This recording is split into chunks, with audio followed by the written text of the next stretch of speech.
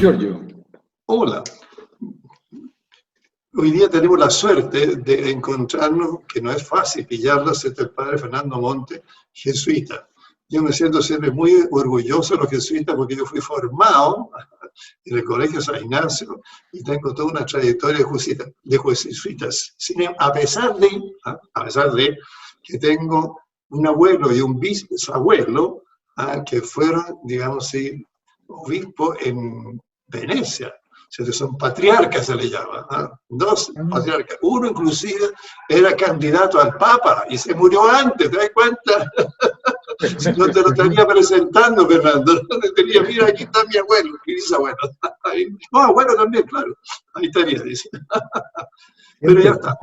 El patriarca de Venecia siempre ha sido un personaje importante. Claro. Sí, claro, claro. Él fue el que me bautizó y también, digamos, me dio la cresima en italiano, ya se llama italiano en vez de castellano. La bendición. Vamos a hablar italiano, se lei vuole. Sí, va bene. Bueno, tú estudiaste una cosa que la gente no sabe. Tú eres sociólogo formado en Lovaina, nada menos. Y tienes muchísimas cosas que hablar desde el punto de vista de la sociología, lo que pasa con la iglesia, lo que pasa en el mundo, y lo que está pasando en este minuto inclusive en Chile. Así que tenemos aquí un hombre muy sabio que tiene además la experiencia de los años. Y eso a mí lo hemos llevado varias veces a la radio, ahora lo tenemos aquí para grabar en este programa. Yo sé que tú tienes muchas preguntas, Roberto. Así que, sí, bueno, para mí, Giorgio, gracias por el pase. Representa una tremenda oportunidad poder conversar con el padre Fernando Monte sobre temas que son sensibles para la Iglesia Católica y para la sociedad en su conjunto. Y es por eso que yo le quiero pedir una autorización al padre Fernando Monte para poder, si es que él acepta, desarrollar una conversación franca y directa para poder dilucidar algunas dudas que en lo personal tengo, hablo por mí, no puedo hablar por Giorgio, y generar una entrevista que sea un aporte realmente para las personas que nos están oyendo. ¿Me autoriza, padre? ¿Sí? Yo estoy aquí para que hablemos con toda franqueza. Cómo no, se lo agradezco mucho. Francamente, si yo no sé la pregunta, bueno, responderé que no sé y daré mi opinión, que yo siempre considero que no es un dogma, es mi opinión y por lo tanto muchos pueden tener otra visión de las cosas. Obviamente yo tengo la experiencia de haber vivido muchos años, ya hoy día mucha gente cada vez más me dicen que bien te ves, y eso se cumple una profecía del cardenal Silva que me dijo: cuanto más viejo seas, más te van a decir que bien te ves, porque hay 3 edades: la niñez, la adultez y que bien te ves. Entonces, yo espero poder hablar desde esa experiencia larga y humana que le agradezco mucho a Dios. Perfecto, padre. Usted dice, y algo que me agradó mucho, porque fue un acto de sinceridad que se ve pocas veces, que está la posibilidad de que el Papa se pueda equivocar y decir cosas sin pensar mucho. Esto fue con respecto al obispo de Osorno, Juan Barros, que, bueno, el Papa hizo un par de sentencias que todos conocemos, ¿cierto? Dijo que, bueno, Osorno sufre, ¿sí?, por tonta, y se deja llevar por las macanas que dice esa gente, y habló los zurdos. Y después, bueno, el Chicluna, que hizo un informe muy conocido por todos, cuando el Papa vio este informe, el Papa pidió perdón. Da la impresión que el primer impulso de la Iglesia Católica, padre, es tener una actitud negacionista, ponerse a la defensiva, y ese negacionismo, que al final sale toda la luz pública, yo creo que le hace mal a la Iglesia Católica. ¿Qué opina usted de eso? Yo soy compañero del Papa, tengo mucha confianza. En Argentina, claro. Estudiamos en Argentina juntos y nos tocó hacer cosas muy parecidas, porque él fue formador de los jesuitas en Argentina cuando yo era en Chile, fue el superior de los jesuitas cuando yo era en Chile. No siempre estuvimos de acuerdo. Y eso es interesante porque me permite ver las cosas como son. Creo que las cosas hay que... A mí no me gusta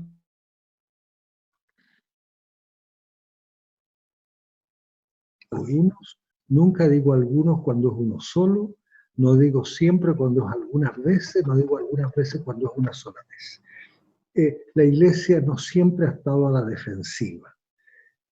Fue clarísimo a partir del siglo XVIII que se produce un cierto racionalismo por el poder que tenía la Iglesia, por la imposición de su moral, etcétera, etcétera, etcétera. Hubo una reacción de los intelectuales y eso llevó después a un racionalismo extremo y a un positivismo final del siglo XIX que puso a la Iglesia horrorosamente a la defensiva.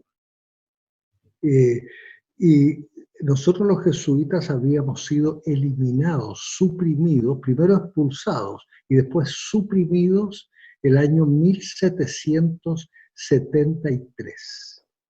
Y cuando la Iglesia se sintió perseguida, el Papa fue llevado prácticamente preso y estuvo varios años en Francia, Fontainebleau, y cuando vuelve, refunda la compañía y la refunda para la defensa de la Iglesia, no para proclamar el Evangelio, no para proclamar la verdad, a la defensiva.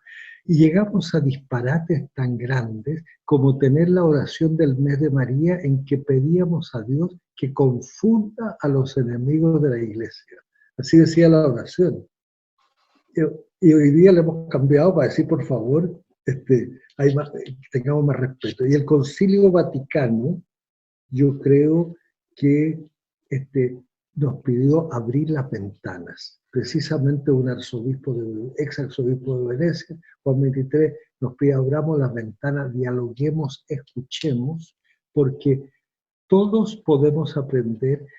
Y yo tengo muy agarrado hasta el alma lo que dice Santo Tomás: nadie está tan lejos de la verdad que no tenga algo de verdad. Entonces saber buscar eso.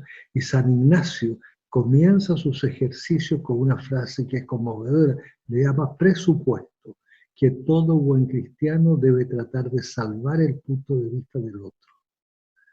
Entonces, pero esos en el siglo XIX lo habíamos tapado. Y hoy día, Dios gracias, dentro de la Iglesia también hay opinión pública, porque no todos pensamos igual.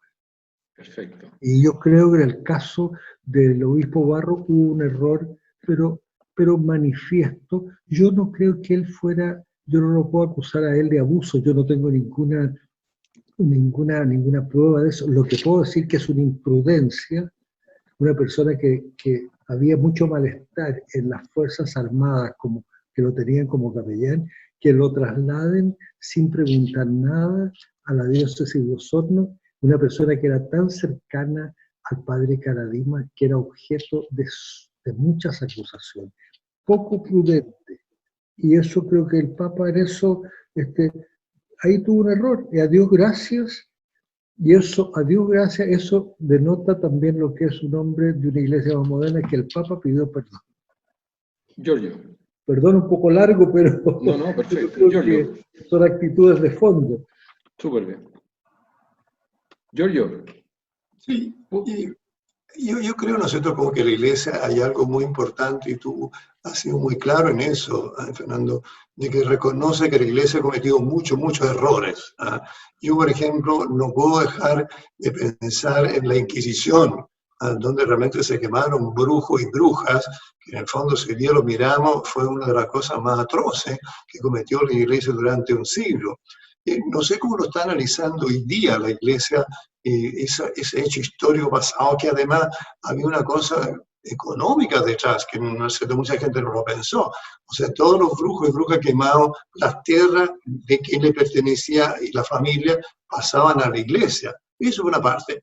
Y la otra pregunta que te quiero hacer también, lo que fue las bulas, las bulas que en el fondo uno compraba las bulas y tenía garantizado el cielo.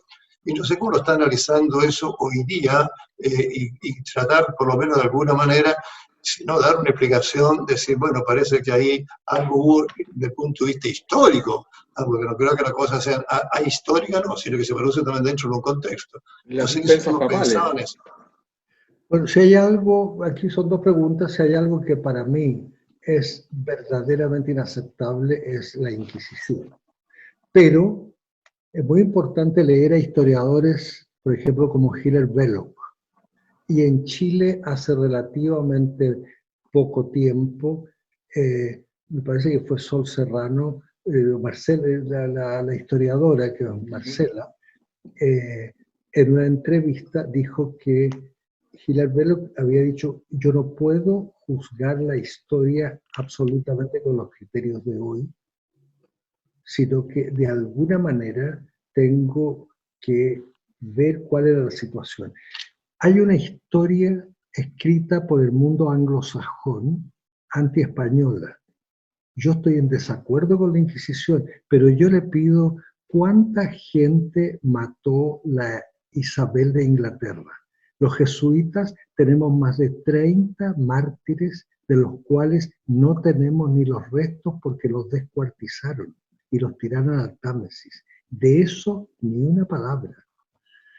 En el periodo que estuvo Calvino, mató más gente que la Inquisición en Ginebra. Y eso nada. Después hubo la persecución de las brujas en Alemania, los calvinistas sobre todo, y eso lo defendimos los católicos. O sea, es interesante ver que hay que tener, de ninguna manera decir que buena la Inquisición. Yo estoy en desacuerdo total, pero debo juzgar las circunstancias. Por ejemplo, los castigos. Antiguamente, nosotros en la plaza de Armas de Santiago colgábamos y ahorcábamos a los condenados a muerte, que a menudo eran muchos en el año. Y no solo eso, descuartizamos a varios en la plaza de Armas. Hoy día, si hiciéramos eso, aparecería en primera página en todos los diarios del mundo. De todas maneras. Padre, discúlpeme, ¿usted está diciendo que en ciertas circunstancias se justificó? No, estoy al revés. Estoy diciendo, en los criterios de esa época, yo lo considero una aberración. Pero cuidado cuando yo juzgo, porque ellos creían que era lo normal. Y aquí es muy importante, a mí me parece, para pensar la moral. Yo recomiendo mucho a leer Luckmann y Berger, su libro The Social Construction of Reality, que a mí me ayudó enormemente a entender la antropología cultural. ¿Qué es lo que quiero decir? Nosotros, los seres humanos, somos distintos de los animales. Sin embargo, los griegos tenían una antropología que tomó la Iglesia, que dice que el hombre es un animal racional, un animal político. Y para hacer la moral, ellos estudian la naturaleza, como si el hombre tuviera una naturaleza fija. Resulta que el ser humano nace con un vacío que tiene que llenarse. Es un regalo que me hace la sociedad. Si hay algo humano es mi lenguaje. ¿Ustedes me están entendiendo? Porque yo hablo castellano. Y sin embargo, eso no lo traje por naturaleza. Me lo metieron dentro, me lo regalaron.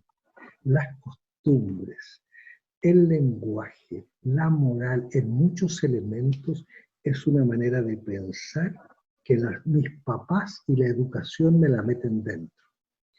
Pero lo que hace ver Luckmann y Berger es que poco a poco el hombre responde a una necesidad y se le va olvidando que es él el que está creando la respuesta y cree que eso es lo natural.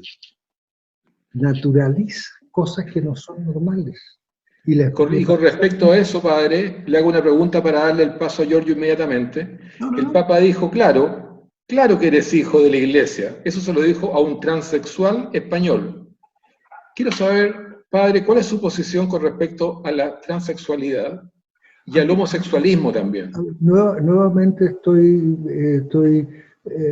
yo quisiera terminar lo anterior porque aunque sea largo, por favor. Pero es fundamental. Yo fui hace poco tiempo a hablar con un latín, a una parroquia popular en Santiago, estaban cantando en latín. Y yo fui profesor de latín y hablaba latín como el castellano antes, ahora no. Entonces, por fregar al cura, hablé en latín. Le dije, Mihi multum placet lingua latina, etcétera, etcétera, y me quedó mirando.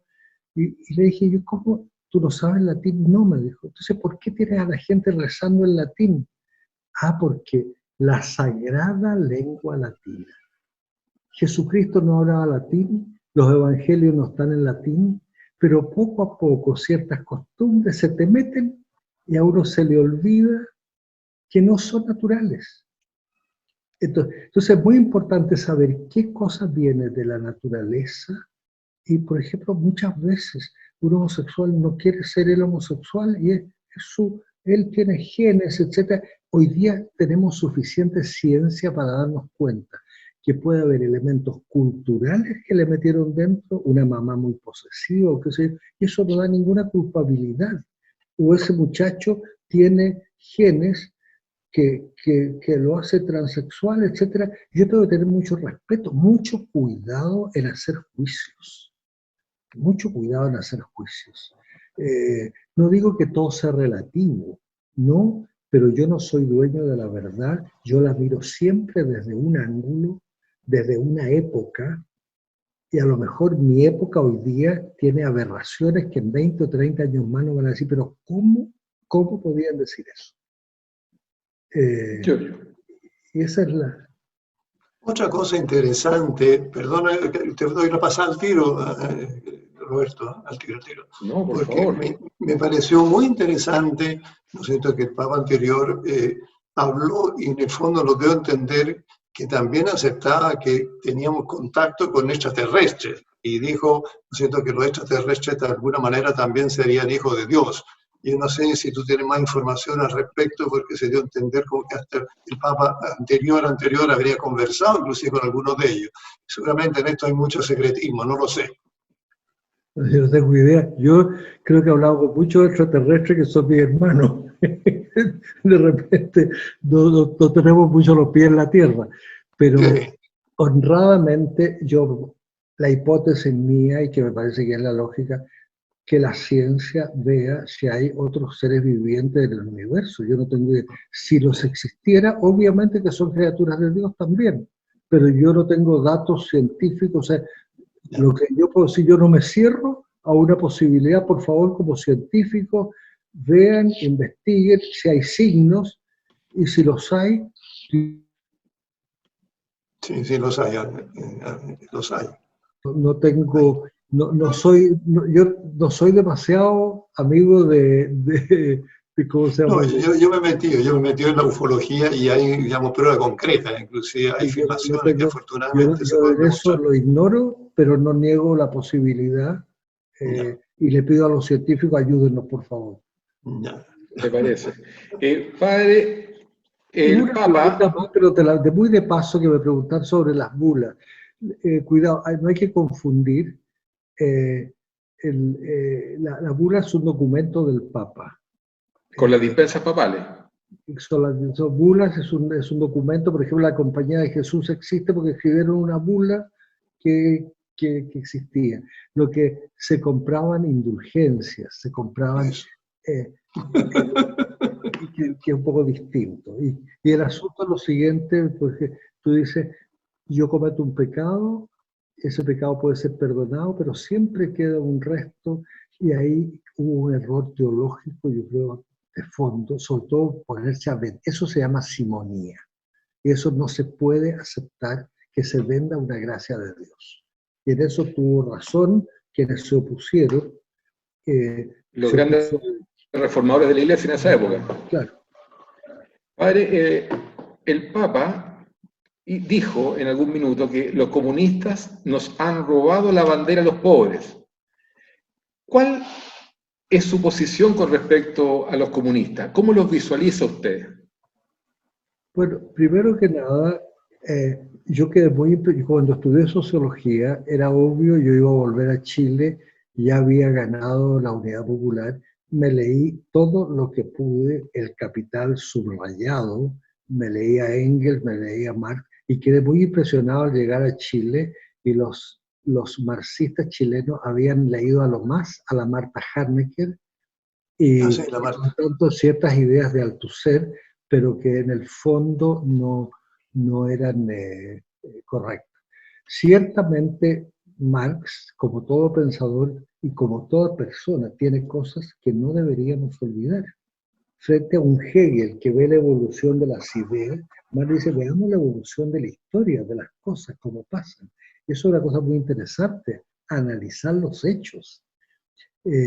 Es lo que puede ser ahí el problema del materialismo histórico, porque se convierte en materialismo filosófico, etcétera, pero no es el momento de entrar en algo. Yo creo que es un hecho que los comunistas en el nivel teórico fueron siempre una especie de defensa de los pobres y de generar estructuras justas.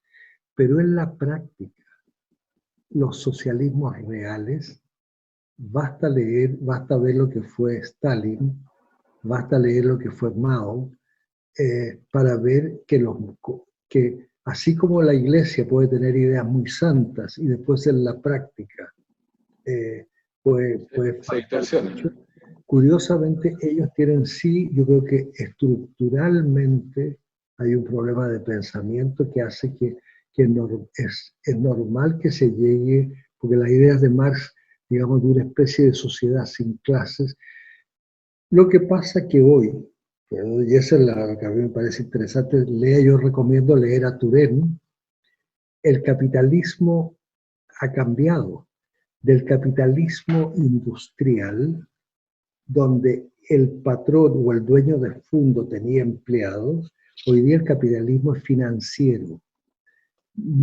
Los más ricos no tienen ni un solo obrero, tienen acciones. Y tienen acciones en Tailandia y acciones en Inglaterra, y si está mal Inglaterra la cambian a Francia, de modo que es un capitalismo financiero, y las clases sociales hoy día no se definen tanto por capital y trabajo, sino por el saber. Estamos en una sociedad del saber y de la información. Los tiempos han cambiado, sin embargo, padre. La más pobre de Chile, y la persona que tiene televisor en su casa y que está informada se siente de clase media, aunque sea muy pobre. Así es, pero da la impresión, según lo que dijo el Papa, que los comunistas nos han robado la bandera a los pobres, y algunos, y no son personas de un bajo nivel intelectual, son personas bastante preparadas, están homologando el comunismo como una religión. Entonces usted siente, porque da la impresión que lo que dice el Papa aquí, es que la Iglesia Católica está compitiendo con el comunismo, que para muchos es otra religión. No sé qué Papa dijo eso, lo que yo ciertamente no me gusta la expresión. Nos robaron, tal vez nosotros nos vimos demasiado. El actual Papa lo dijo. Bueno, pero yo lo encuentro que es un disparate decirlo así. O sea, ¿por qué no lo dice de otra manera? Nosotros parecimos y preocupamos mucho de un lado social y nos despreocupamos. La imagen es que nosotros no teníamos, si nos robaron o no, mire, eso no me parece. Lo que pasa es que objetivamente, final del siglo XIX, tuvo que venir León XIII con la Rerum Novarum para decir, cuidado, nosotros deberíamos tener particular preocupación por los más pobres, por los trabajadores, etc. Y entonces, pero no era la imagen que dábamos. Ese es un hecho. Giorgio. Sí, a su vez, acuérdate, bueno, yo como sociólogo, igual que tú, tengo que estudiar a Marx, verme justamente toda la historia, el capitalismo y todo lo demás, el concepto de valor, en fin. Pero al mismo tiempo, él decía que la religión, y la generalizó en el fondo, era el opio del pueblo. Yo creo que ahí se está desconsiderando una cosa trascendente que tenemos los seres humanos. Pero me interesa mucho, excepto la opinión tuya, que es un hombre que ha profundizado mucho este tema y ha visto también, y ha estudiado a Marx, y ha visto lo que él ha planteado frente a eso, como que la Iglesia en el fondo estaría de alguna manera adormeciendo al trabajador o adormeciendo a la sociedad. ¿Qué has pensado tú al respecto?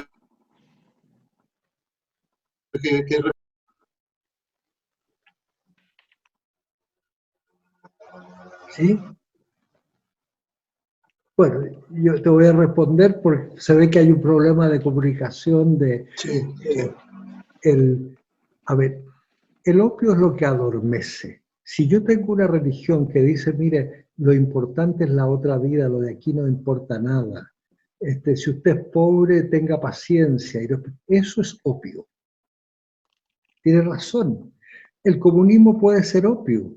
Si yo, dice, ¿sabe? Nosotros tenemos un gobierno y le quitamos toda la libertad a la gente porque a la larga vamos a ser los que vamos a suprimir las clases sociales. Bueno, esa pobre gente les están dando opio porque los están tratando verdaderamente sin ninguna libertad y sin ningún respeto. Entonces Marx, ante ciertas expresiones de religiosidad que en el fondo se habían olvidado de defender la justicia, defender a los pobres, y parecía que la religión era decir, ¿sabe qué más? Aguante, aguante, aguante, porque después va a tener premio. Sí, eso era justamente. Eso no es el cristianismo. Jesucristo dice, yo tuve hambre y tú me diste de comer aquí y ahora. Tuve sed y me diste de beber. Y se identifica con los más pobres. Y eso se nos había olvidado un poco. Entonces habíamos hecho la religión, sobre todo, de algo más dogmático y moralista. Esto es pecado, esto es pecado, esto no es pecado. Y eso no es realmente la manera como Jesús nos abrió la vida.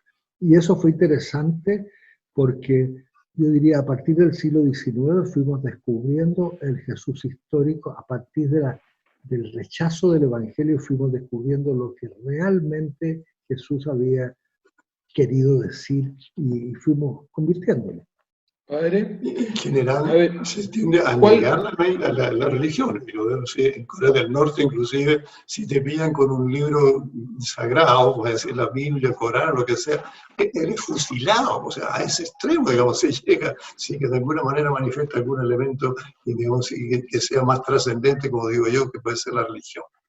Pues, usted ve que Jesús mismo se quejó mucho de hacer el sábado el centro de el hombre está hecho no para el sábado, sino el sábado para el hombre. La letra mata y el espíritu da vida. Jesús se opuso a una interpretación absolutamente literal de las cosas y permitió lo que los filósofos hoy día hablan de la interpretación. Uno va leyendo y va aprendiendo lo que los otros me entregaron, pero cuidado con idealizarlo, porque eso mismo yo hoy día puedo entender algunas cosas que mis abuelos no podían entender. Lógico. Y uno va abriéndose. Padre, hay una pregunta que a mi juicio es relevante, dado los tiempos que corren. ¿Cuál es su visión con respecto a los empresarios? Sobre todo cuando el Papa, porque cito al Papa porque me parece un referente importante y hay palabras que a mí me confunden. Cuando el Papa dice que el dinero es el estiércol del diablo. Sí, así es, culminó la frase. ¿Por qué tanta aversión a que la gente gane legítimamente dinero? ¿Cuál es el problema? Ahora, cuando yo digo el dinero es el estiércol del diablo, obviamente no me estoy refiriendo a aquel que gana lo que es legítimo con su trabajo. El peligro es convertirlo en el objetivo de la vida, en que yo por ganar soy capaz de aplastar al del lado, soy capaz de robar, de perder, porque ciertamente el dinero, y eso ya en tiempo de Jesús, y lo tiene la Biblia en todo, en los profetas lo tienen, a menudo el dinero que es algo en sí mismo no es malo. El dinero fue uno de los grandes inventos del ser humano para no tener que solamente intercambiar, yo te paso una vaca y tú me das un caballo, sino que esta vaca vale 100 y el caballo podemos pasarnos una moneda, etc. Es una manera de relacionarnos que facilita mucho las cosas. El mercado como tal es algo bueno. El mercado, ¿qué es lo que es? Es un lugar donde uno confluye, y recibo. Pero el problema es que yo me acerque a los otros para ver qué provecho saco de ellos y no preocupo qué es lo que les voy a entregar. Ahí Adam Smith tuvo una frase que él era un buen moralista, si uno lo lee con cuidado, pero él dice que el mercado hay una mano invisible que lo ordena. Y eso es cuento, porque fácilmente el que es un poquito más poderoso, mañana va a ser más poderoso todavía y pasado más poderoso y puede ir aplastando a los otros. Entonces, el dinero puede, si es bien usado, es algo útil.